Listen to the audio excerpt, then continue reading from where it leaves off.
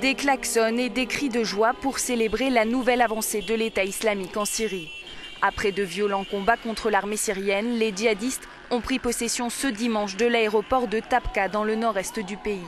Cette base aérienne était le dernier bastillon de Bachar al-Assad dans la province. L'État islamique contrôle désormais la totalité de la région de Raqqa. 170 soldats syriens auraient trouvé la mort lors des combats de dimanche, selon l'Observatoire syrien des droits de l'homme. Face à la perte de cette base stratégique, un dirigeant de l'armée syrienne accuse en partie les États-Unis. L'expansion de l'État islamique n'est pas un hasard. Plus d'un pays lui a offert une grande quantité d'armes et de fonds pendant la guerre civile. Si nous repensons à des remarques récemment faites par de hauts responsables du Congrès américain, on se rend compte qu'ils savent toujours qui soutient le groupe extrémiste en Syrie.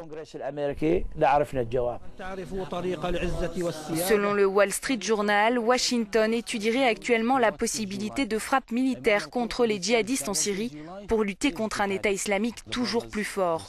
En somme, il s'agirait d'adopter la même stratégie qu'en Irak. Si une telle décision était prise par la Maison-Blanche, cela changerait la position des États-Unis qui avaient jusque-là une approche prudente du conflit syrien.